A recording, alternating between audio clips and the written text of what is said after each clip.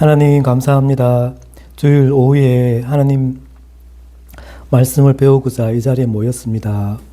하나님께서 함께 해주시고 저희들에게 지혜의 영을 주셔서 말씀을 잘 깨닫고 또 그 말씀을 소화하여서 그 말씀대로 순종하여 삶으로 살아갈 수 있도록 주님 도와주십시오.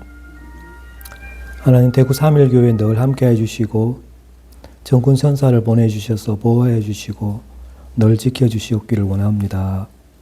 하나님 말씀을 잘 순종하는 교회, 하나님께 늘 칭찬받는 교회 되게 해주시고 모든 성도들이 하나님 육신의 건강도 허락하여 주셔서 하나님 섬기는 일에 부족함이 없도록 역사하여 주옵소서.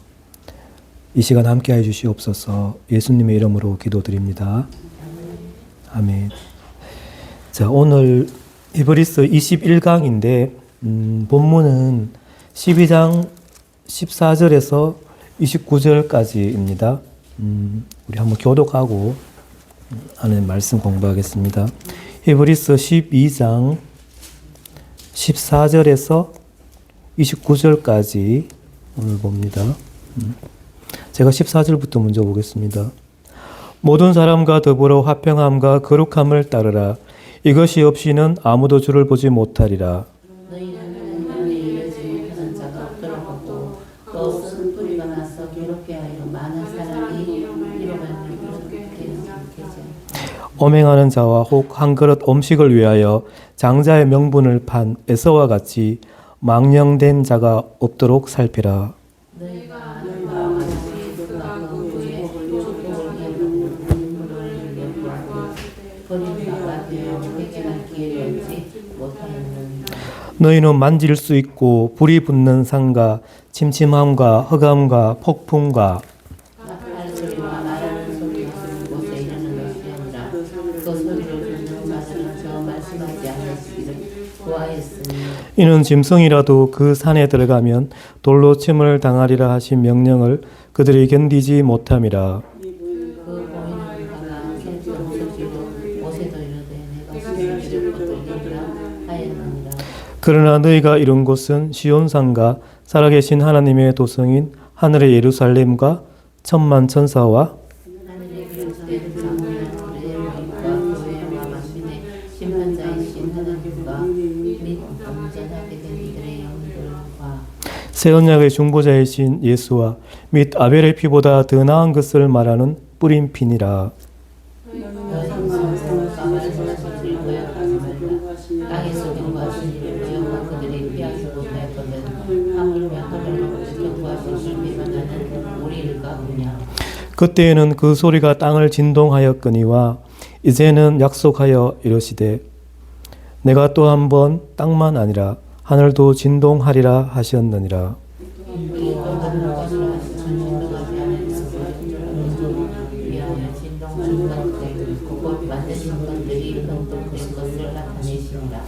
그러므로 우리가 흔들리지 않는 나라를 받았은즉 은혜를 받자. 이로 말미암아 경건함과 두려움으로 하나님을 기쁘시게 섬길지니. 우리 하나님은 성결하는 분이시니라. 아멘. 네. 자, 우리가 믿음의 경주를 달리고 있는데 어떤 목표가 있어야 되잖아요. 그죠? 목표 없이 달릴 수 없잖아요. 그래서 히브리서 저자가 오늘 14절에서 그 목표에 대해서 이야기하고 있거든요. 그 목표가 뭘까요? 14절에 말씀하고 있습니다. 모든 사람과 더불어 화평해라. 그리고 거룩함을 따르라.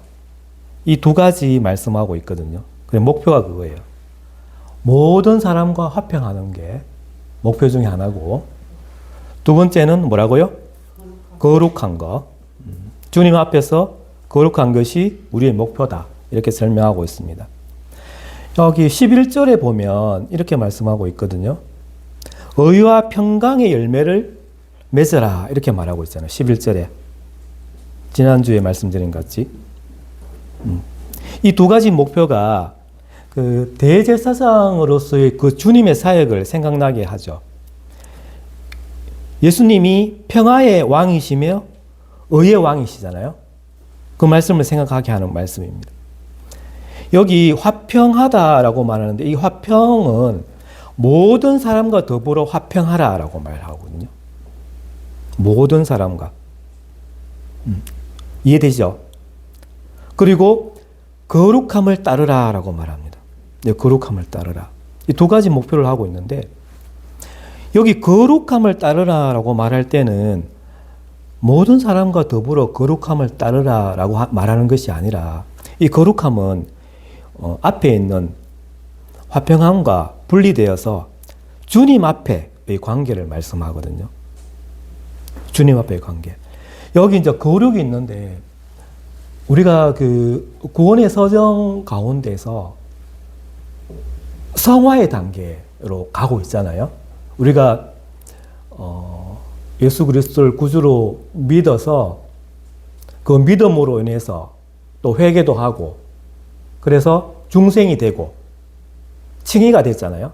그런 과정에서 그것들은 이제 한순간에 일어나지만 우리는 하늘나라를 갈 때까지 성화의 단계가 있단 말이에요.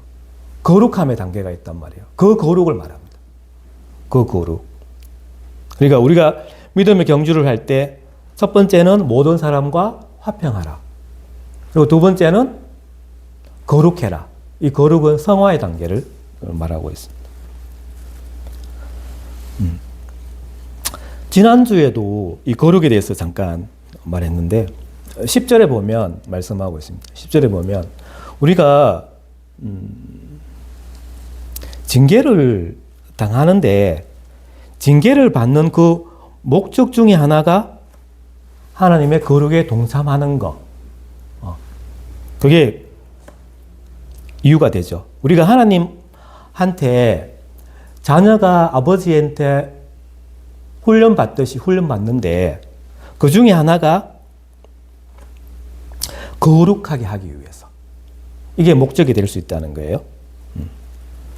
그러면서 저자가 이렇게 말합니다. 이것이 없이는 아무도 주를 보지 못한다라고 말하거든요. 여기에서 이제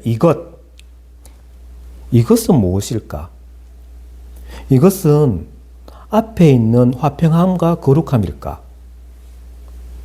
생각할 수 있거든요. 여기 이것. 헬라어로 이제 후라고 하는데, 이게 이제 이것은 관계 대명사예요. 지시 대명사예요.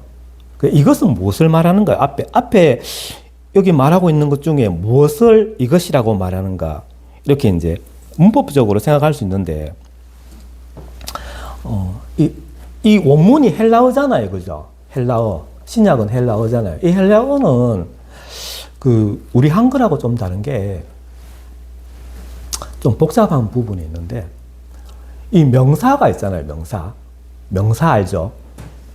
명사가 남성 명사가 있고 여성 명사가 있는 거예요. 우리말은 그런 게 없죠. 근데 이제 그래서 이거 보면 이 화평이라는 말이 있는데 이 화평은 여성 명사인 거예요. 그리고 거룩함은 남성 명사예요. 근데 이것이라고 할 때 이 관계대명사는 남성 단수 소유격 관계대명사거든요. 그러니까 이것이 말하는 것은 남성 단수를 지금 말하고 있는 거예요. 그러니까 이게 남성 단수가 거룩함밖에 없는 거예요. 그래서 문법적으로 보면 이것이라고 말할 때 이것은 거룩함을 지금 말하고 있는 거예요. 화평과 거룩함 둘 다라고 말할 수 있는데 조금 더 이제 문법적으로 보면 이제 거룩함을 지금 가리키고 있다는 거예요. 그래서 이것은 거룩을 지금 가리키고 있습니다. 여기 거룩을 따르라라고 지금 저자가 말하고 있는데 이 말은 이제 10절에 말씀하고 있는 거룩하심에 참여하라.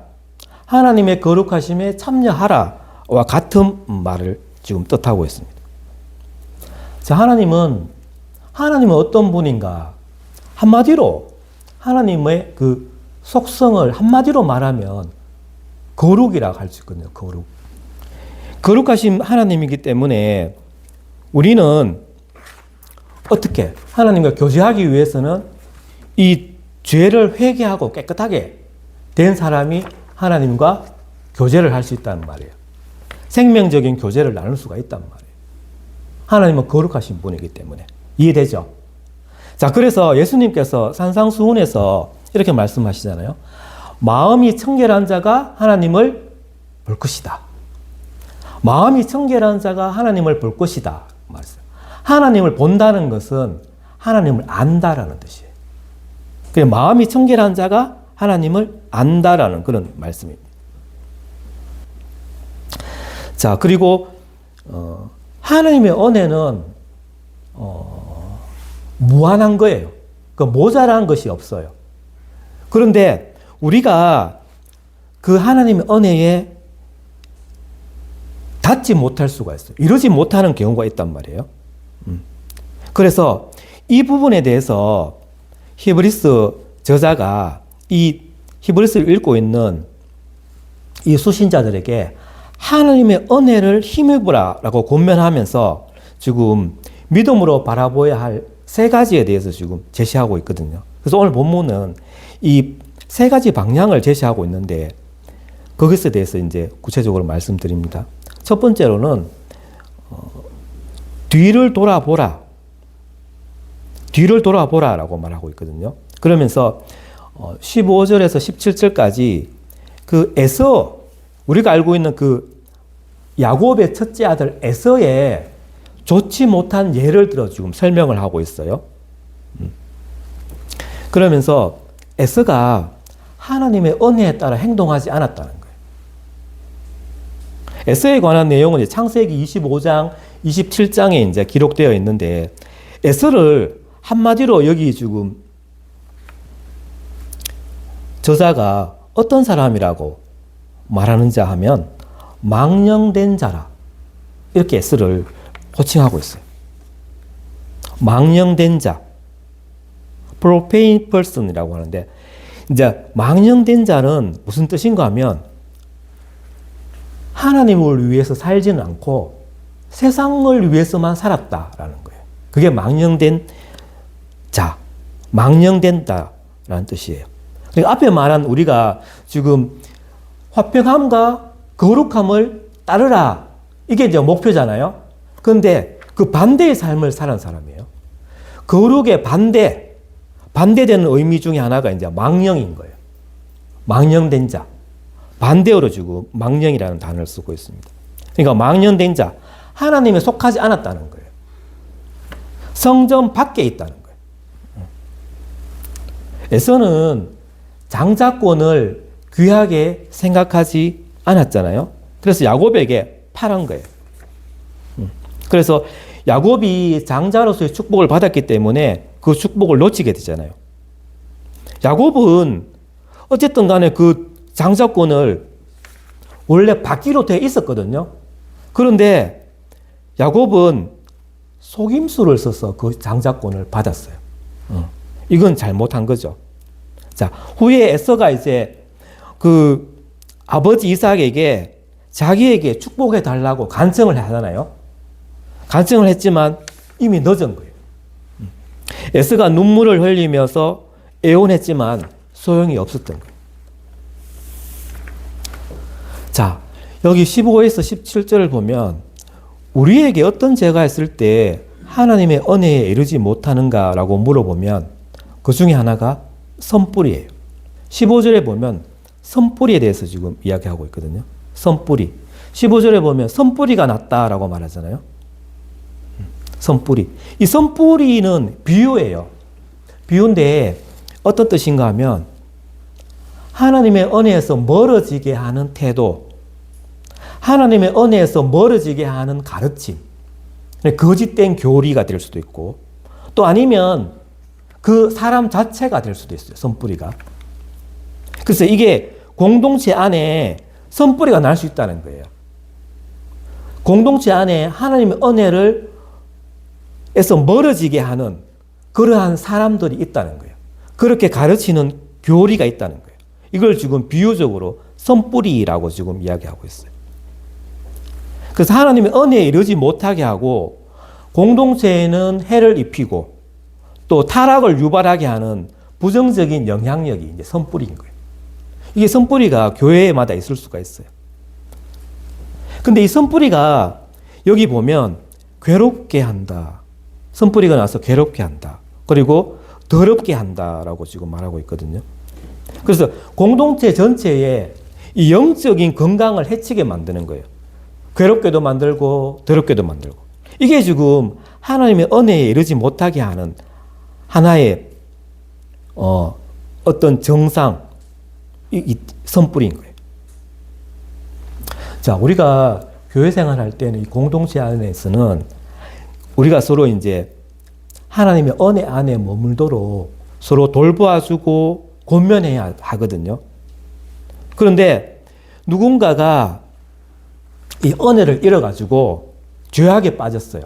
그래서 그 영향이 공동체 전체에 퍼져나가는 것, 이것을 경계하라라는 그러한 경고의 말씀인 거예요. 자, 그래서 우리가 하나님 은혜에 이르지 못하는 것 중에 하나가 뭐라고요? 선뿌리. 선뿌리가 나면 하나님의 은혜에 이르지 못하게 안 된다. 그리고 두 번째 말씀하고 있는 게 있죠. 두 번째는 16절에 보면 엄행이 나옵니다. 엄행. 엄행이 하나님의 은혜에 이르지 못하게 한다는 거예요. 엄행은 이제 성적으로 부도덕한 죄를 지금 말하고 있거든요. 엄행이 하나님의 은혜에 이르지 못하게 한다. 그리고 이제 마지막으로 이 에스를 통해서 보면 망령된 자. 그러니까 하나님을 위해서 살지 않고 자기 자신의 육신을 위해서만 사는 자. 육신만을 위해서 사는 자. 세상을 위해서 사는 자. 이렇게 될 때 우리가 은혜에 이르지 못한다라는 거 말이에요. 에스를 지금 예를 들어 설명하고 있잖아요. 그죠? 망령된 자. 에서를 인간적으로 보면 이 에서는 사람들한테 호감을, 야곱보다 더 호감을 받는 그런 스타일이잖아요. 그리고 아버지한테 효도를 했어요. 사냥을 해서 그 사냥감을 아버지한테 주고. 그런데 이 에서는 하나님의 일에는 관심이 없었던 거예요. 그래서 에서를 망령된 자라고 말합니다.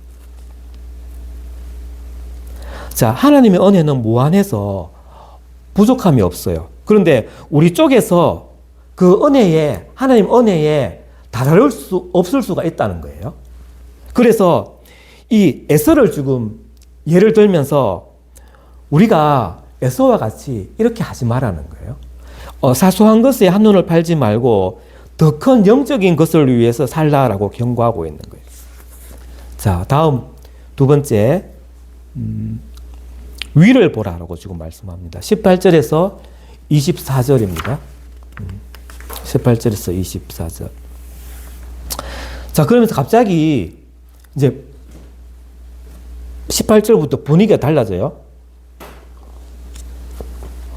18절은 출애굽기에 나오는 그 시내산에서 있었던 일을 지금 배경으로 지금 말씀하고 있거든요.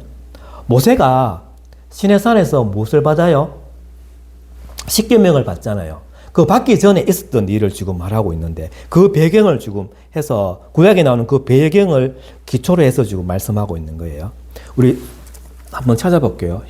출애굽기 19장입니다. 히브리서 저자는 구약 성경을 잘 알고 있는 것 같아요. 그래서 어떤 권면을 할 때 구약에 있는 그 배경을 지금 기본으로 해서 지금 설명하고 있어. 히브리서 19장에 보면 이 히브리서 19장은 이제 출애굽기 19장. 네. 네.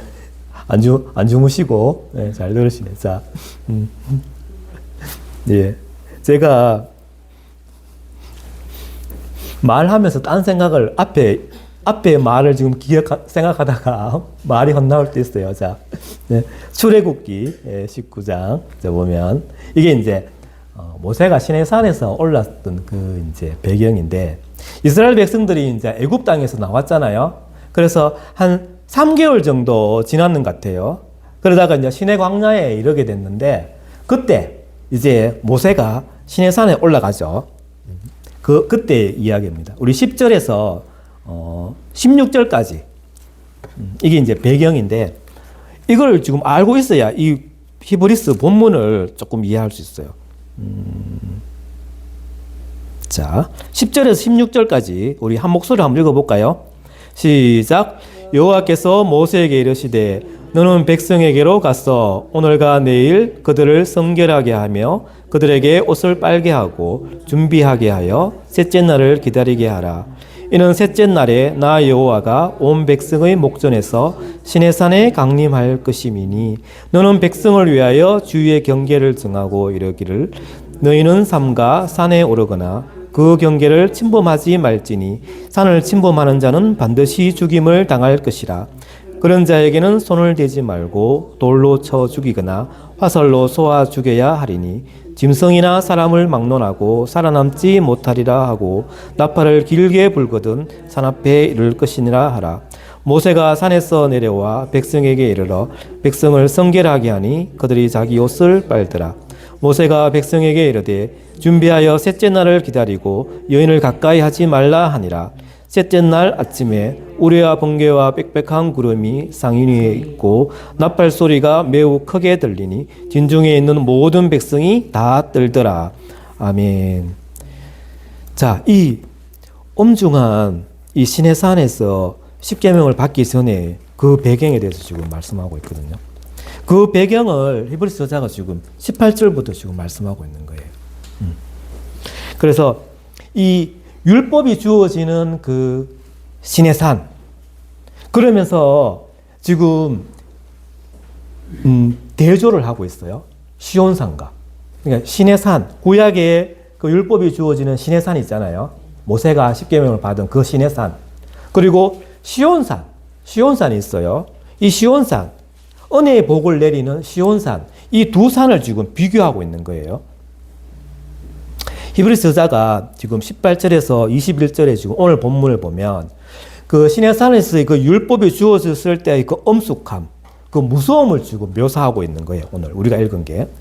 이스라엘 백성들은 감히 하나님의 음성을 직접 듣는 것이 무서웠어요. 그래서 누구를 보내요? 모세를 보내는 거예요. 모세니 가봐라.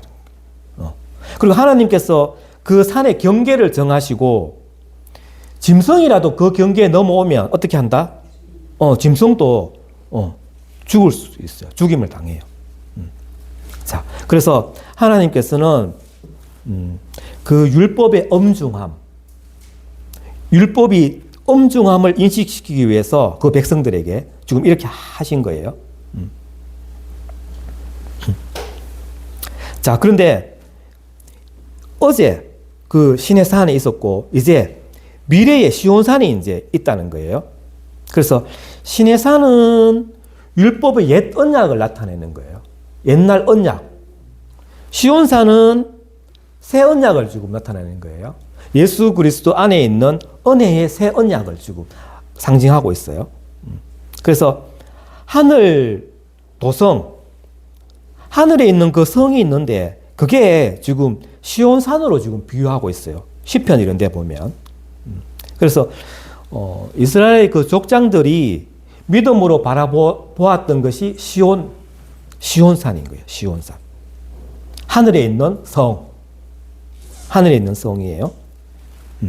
그래서 지금 그 초대교회에 지금 예루살렘에 성전이 있잖아요. 이 예루살렘이 있잖아요. 이 예루살렘은 곧 로마인들에게 멸망당할 그러한 위험이 있었는데 하늘에도 예루살렘이 있다는 거예요. 성이 있다는 거예요. 그 하늘에 있는 성은 영원히 있을 것이다 라는 거예요.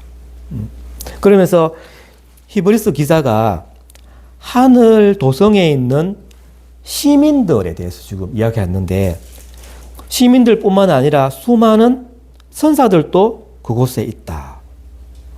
그리고 그곳에 교회가 있는데 거기에 있는 신자들은 하늘에 시민권을 갖고 있기 때문에 그곳에 있다. 그들의 이름이 하늘에 기록되어 있다라고 지금 말하고 있어요. 자, 그러면서 여기 보면 그 이야기를 하면서 23절에 보면 하늘에 기록된 장자들의 모임이라고 말하고 있어요. 장자들의 모임. 장자. 장자가 그 성경에서는 이 장자가 있고 이제 뭐 차자가 있고 이랬는데 장자는 위엄, 지위 이런 것을 지금 나타내고 있거든요. 그래서 보면 이 장자가 상속을 많이 받잖아요. 상속자잖아요. 그래서 예수님께서 상속자인 것 같이 성도들도 상속자인 거예요. 그래서 장자라고 지금 표현한 거예요. 장자. 우리는 물론 뭐 장남도 있고 차남도 있고 뭐 장녀도 있고 뭐 자녀도 있고 다 있지만 이 이제 비유로 뜻하는 게 장자라는 거예요. 장자. 상속자라는 거예요. 그래서 장자들의 모임이라고 지금 표현하고 있는데 장자들의 모임은 지금까지 모든 성도들의 모임인 거예요. 그러니까 예수님께서 지금 초림하셨는데 초림 이전에 믿음으로 죽은 자 모든 사람들 그리고 구약의 성도들 전부 다 그리스도 안에서 죽은 모든 성도들을 지금 가리킵니다. 장자들의 모임 이렇게 말하는 거예요. 자, 하늘 도성에는 누가 계시느냐? 성부 하나님께서 하늘 도성에 계시죠. 또 그곳에 누가 있느냐? 성도들이 거기에 있다는 거예요. 온전케 된 의인의 영들이 있다는 거예요. 또 그곳에 누가 계시느냐? 중보자이신 예수 그리스도께서 그곳에 계신다는 거예요. 자, 거기서는 아벨의 피보다 더 나은 예수 그리스도의 피가 지금 말하고 있음을 보게 되죠. 아벨의 피는 땅에서 의를 위해 외쳤지만 그리스도의 피는 하늘에서 죄인들을 위한 자비를 지금 선언한 거거든요.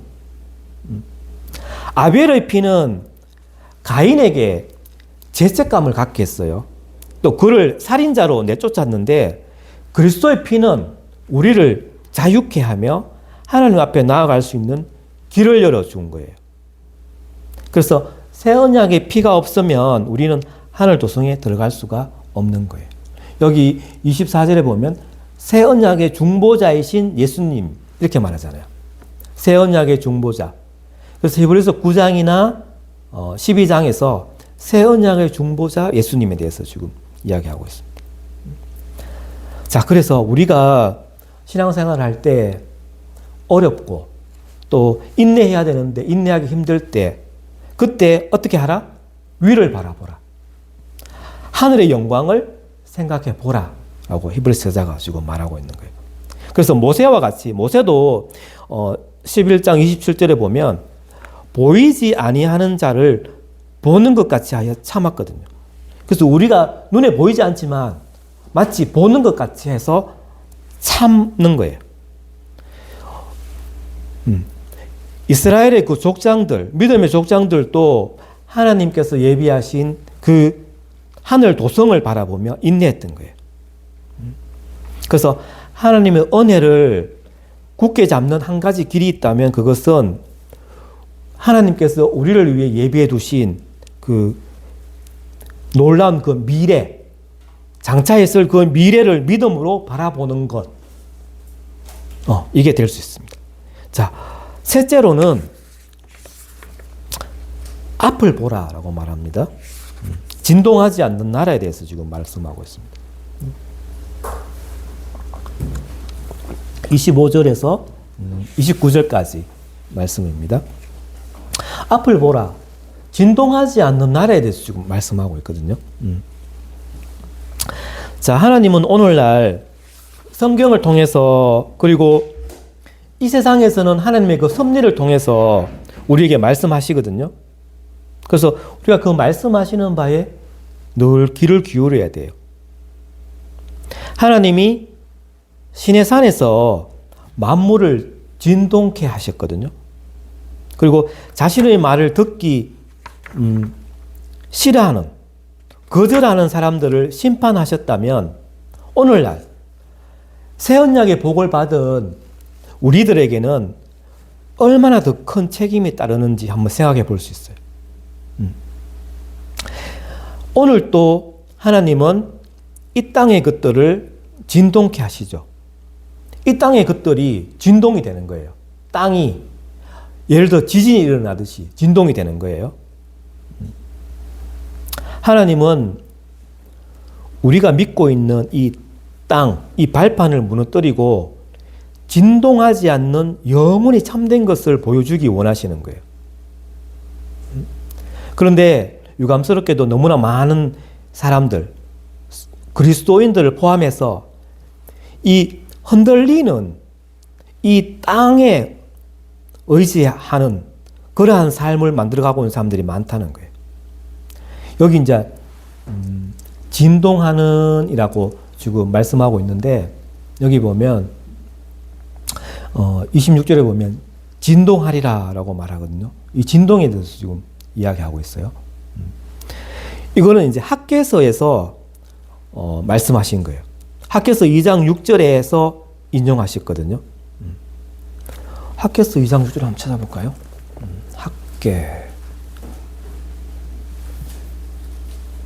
학개서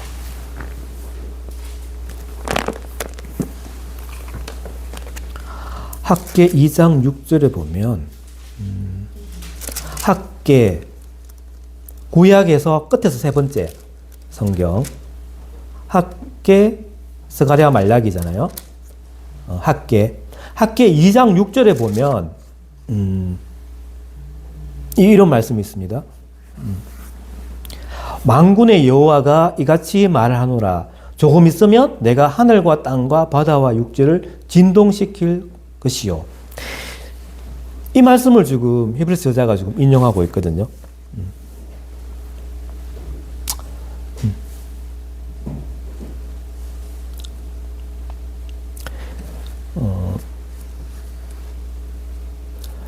이제 세상 말세에 여러 가지 징조들이 있는데 그때가 가까워 옴을 알릴 때에 이 세상이 더욱 진동하는 것을 보게 된다는 거예요. 지금 이게 예언되어 있잖아요.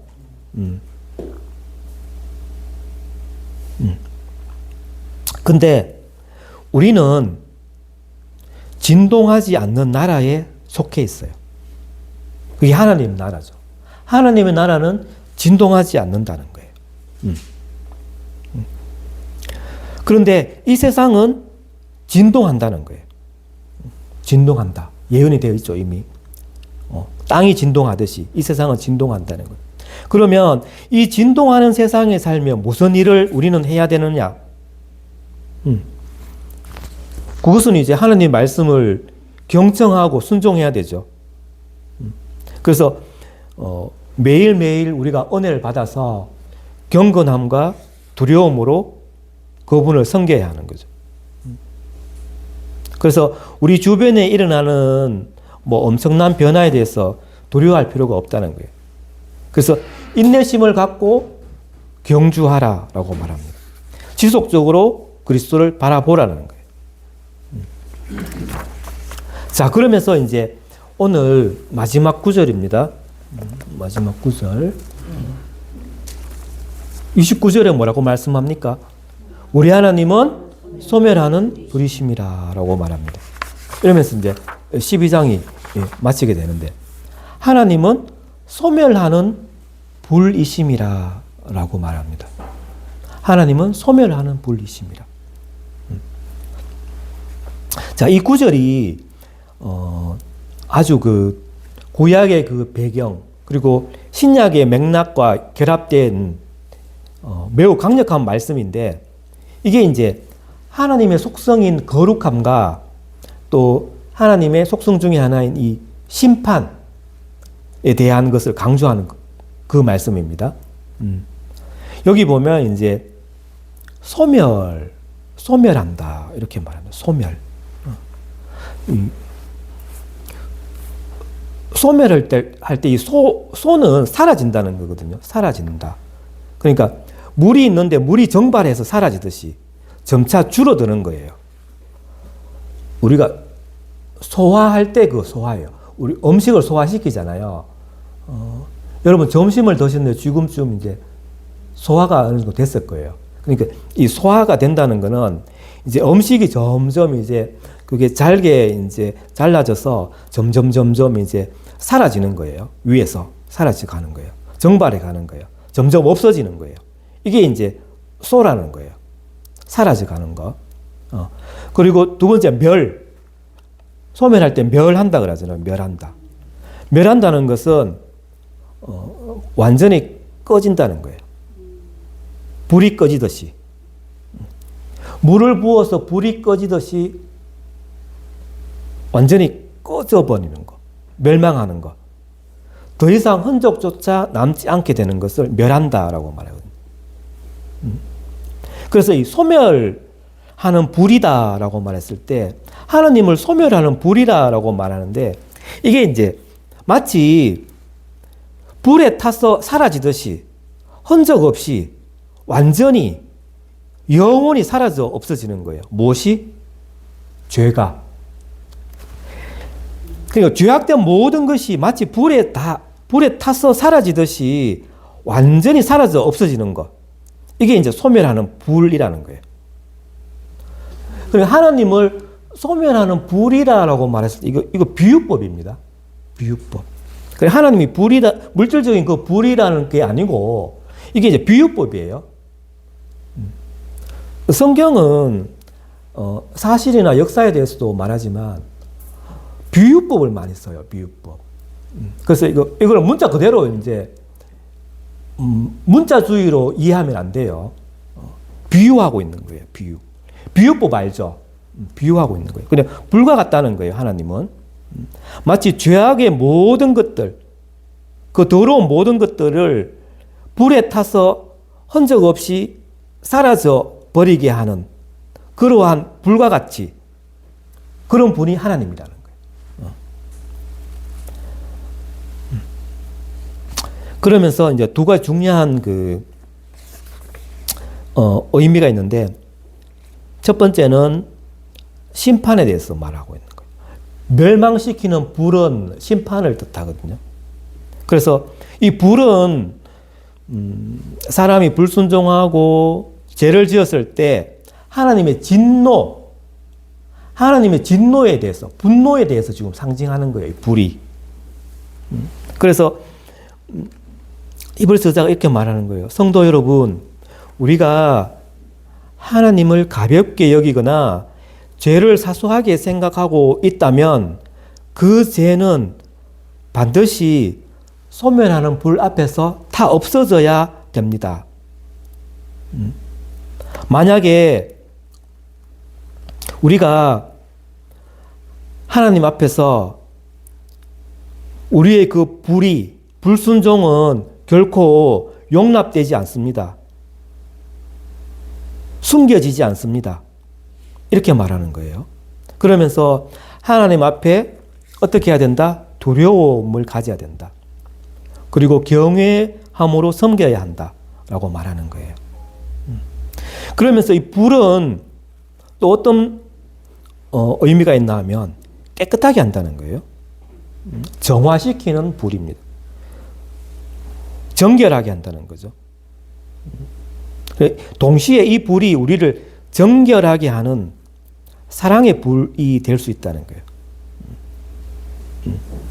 그래서 우리가 주님 앞에서 믿음으로 살고자 할 때 하나님께서 우리 안에 남아있는 그 죄의 그 찌꺼기나 불순물을 불로 태워서 없애는 그러한 연단의 불이 된다는 거예요. 마치 대장간의 대장장이가 쇠를 불에 넣어서 불순물을 제거하고 강하게 만들듯이 하나님께서 이 불을 통해서 거룩함으로 빚어 가신다.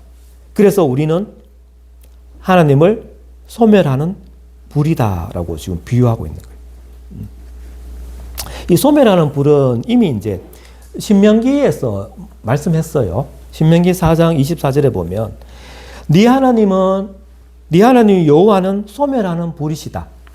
질투하시는 하나님이시다라고 이미 말씀하신 것을 지금 인용한 거예요. 그래서 이 소멸하는 불은 그냥 단순히 어떤 파괴적인 불을 넘어서서 하나님의 거룩한 진노를 상징하는 거예요. 하나님은 불의를 용납하지 않으신다. 그래서 이 불은 정결하지 않은 것을 모두 태워 없애고 하나님의 거룩함만 남는 그러한 속성을 가지는 거예요. 자, 그래서 이 29절의 이 말씀이 앞에 있는 25절에서 28절까지의 내용과 연결이 되는 거예요. 그래서 히브리서 저자가 이 독자들에게 말하는 거예요. 그 시내산에서 주어진 그 율법은 공포가 있고 떨림이 있었는데 이 시온산, 흔들리지 않는 이 나라, 예수 그리스도를 통해서 허락된 이 나라, 시온산과 이렇게 대조하고 있는 거예요. 그래서 옛 언약은 비록 흔들리지만 새 언약은 영원하다. 이렇게 말씀하고 있는 거예요. 하나님께서는 과거에는 이제 땅을 진동시켰잖아요. 근데 예언하시기를 앞으로는 어떻게 하신다? 땅도 하늘도 진동시키신다. 이렇게 말씀하셨거든요. 그래서 또 한 번은 땅만 아니라 하늘도 진동하게 하리라라고 하셨어요. 그래서 이것은 죄를 가진 모든 것은 심판을 통해서 흔들려 사라질 것이다 라는 경고예요. 그래서 우리는 결론적으로 이제 하나님을 어떻게 섬겨야 되냐? 경건함으로 그리고 두려움으로 하나님을 섬겨야 된다. 그 이유가 하나님은 소멸하는 불이시기 때문이다. 거룩하신 하나님 앞에서 우리가 그분을 가볍게 여기거나 불순종하는 것은 불이 죄를 태우듯이 심판을 면할 수 없음을 의미합니다. 두 가지 교훈이죠. 하나님은 사랑의 하나님이시잖아요. 그런데 동시에 죄에 대해서는 타협하지 않으시는 심판주이신 거예요. 타협하지 않는. 제가 아까 조금 전에 신문을 잠깐 봤는데 옛날 신문이었어요. 한참 지났는데 과거에 어떤 대통령이 나는 불의와 절대 타협하지 않겠다. 이렇게 한 말이 있었거든요. 그러니까 하나님도 절대 불의와 죄에 대해서는 타협하지 않으시는 심판자이시다. 그래서 우리는 두려움을 가지고 겸손히 그분을 섬겨야 한다. 소멸하는 불이시다. 그래서 성도 안에 있는 죄에 이 불순물을 태워서 깨끗하게 하시는 그러한 역할이 있다는 거예요. 그래서 우리는 이 소멸하는 불 앞에서 서서 우리의 믿음과 행위를 늘 돌아보며 거룩하게 살도록 힘써야 하는 것입니다. 그래서 이 마지막 이 구절, 우리 하나님은 소멸하는 불이심이라. 하나님은 사랑과 은혜의 하나님이시지만 여기서 끝나면 안 되잖아요. 하나님은 동시에 거룩한 심판자이시다. 죄와 불의를 용납하지 않는 거룩한 심판자로서의 그 하나님의 본성을 지금 강조하는 거예요. 그래서 우리는 어떻게 경건하게 그리고 순종적인 삶을 살도록 권면하는 이 도전의 말씀인 거예요. 네, 오늘은 여기까지 하겠습니다. 다음 주에는 이제 마지막 이제 히브리서 13장인데 다음 주에 이거 이제 한번 마칠 것 같아요.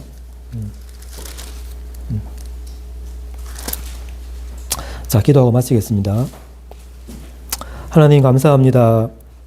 우리가 믿음의 경주를 할 때에 모든 사람과 화평하고 또 주님 앞에서 거룩함을 목표로 부지런히 달려가기를 원합니다. 우리 안에, 우리 공동체 안에 선뿌리를 제거하여 주시고 또 우리 각자가 엄행하지 않으며 또 세상과 육신만을 위해 살지 않게 하여 주십시오. 우리가 힘들고 어려울 때 위를 바라보고 하늘의 영광을 생각해 하옵소서. 하나님은 소멸하는 불이심으로 우리가 경건과 두려움으로 하나님을 섬기게 하옵소서. 예수님의 이름으로 기도합니다. 아멘. 수고했습니다. 수고하셨습니다.